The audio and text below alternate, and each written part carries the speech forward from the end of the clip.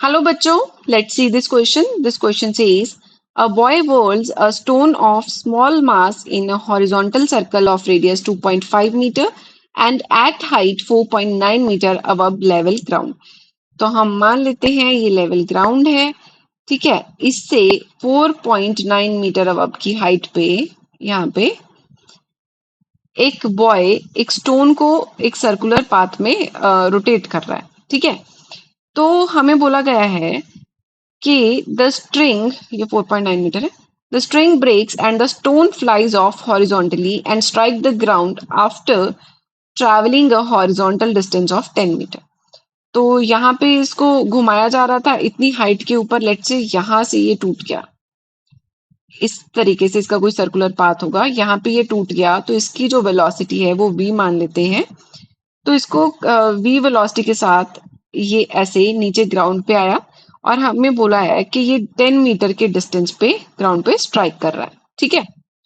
What is the magnitude of centripetal acceleration of the stone while in circular motion. तो अगर हम पहले v find कर लें तो हम सेंट्रीपिटल फोर्स बता सकते हैं कि कितनी होगी स्टोन की जब वो सर्कुलर मोशन कर रहा होगा। तो सबसे पहले हमें v फाइंड करना है। Our task is to find v। हमें पता है ये जो x है, अगर हॉरिजॉन्टल डायरेक्शन में हम इक्वेशन ऑफ मोशन यूज करें, x इक्वल टू क्या होता है ut। और क्योंकि यहाँ पे हॉरिजॉन्टल डायरेक्शन में एक्सेलरेशन 0 है तो इसलिए ut plus half at square वाली टर्म क्या हो जाएगी, प्लस लिख ही लेते हैं इसको, ये क्या टर्म हो जाएगी 0, ठीक है, क्योंकि ये हॉरिजॉन्टल डायरेक्शन में कोई भी एक्सेलरेशन नहीं होती।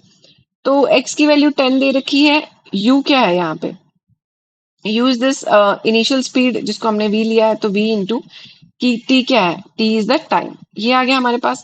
अब अगर हम वर्टिकल मोशन कंसिडर करते हैं तो इसमें क्या होगा, वर्टिकल मोशन में हमारे पास आ जाएगा t is equal to 2h by G. तो ये टाइम जो इसको ग्राउंड तक आने में लगना है ये क्या होगा, square root 2h/g। Standard formula use करते रहते हैं, वैसे भी इसको इक्वेशन ऑफ मोशन से डिराइव किया जा सकता है, 1 मिनट वर्क है, ये कर भी सकते हैं। s क्या है यहाँ पे, h के बराबर ut plus half G T square होना चाहिए, है ना।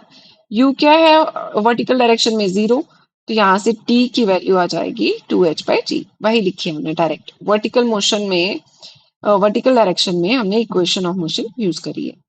तो t की वैल्यू यहाँ से फाइंड की जा सकती है, square root of 2 into h की वैल्यू है 4.9, तो g की वैल्यू 9.8 यूज कर लेते हैं, तो 9.8 बाई 9.8 कितना हो जाएगा 1, तो t की वैल्यू कितनी आ गई 1, ठीक है।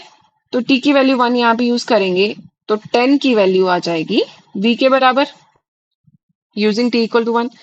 अब देखो अगर हमारे पास v की वैल्यू 10 आ गई है, v इज 10 मीटर पर सेकेंड, तो अब सेंट्रीपिटल एक्सेलरेशन निकालना बहुत ही आसान हो गया, v स्क्वायर बाय r हो गया। तो यहाँ पे देखो v की वैल्यू है 10, तो 10 इंटू 10 बाय r की वैल्यू कितनी है, रेडियस कितना दिया हुआ है यहाँ पे 2.5 मीटर। तो 2.5 को अगर हमने लिखना है, डेसिमल हटा के लिखेंगे तो यहाँ पे एक और 10 आ जाएगा, ये किया 25 से 100 कैंसिल किया तो 4 आ जाएगा, तो ये आ गया 40 मीटर पर सेकेंड स्क्वायर। सेंट्रीपिटल एक्सेलरेशन कितनी आ गई 40 मीटर पर सेकेंड स्क्वायर। मीटर पर सेकेंड स्क्वायर में आंसर पूछा है तो आंसर होगा 40, ठीक है। I hope you understood it well. Thank you.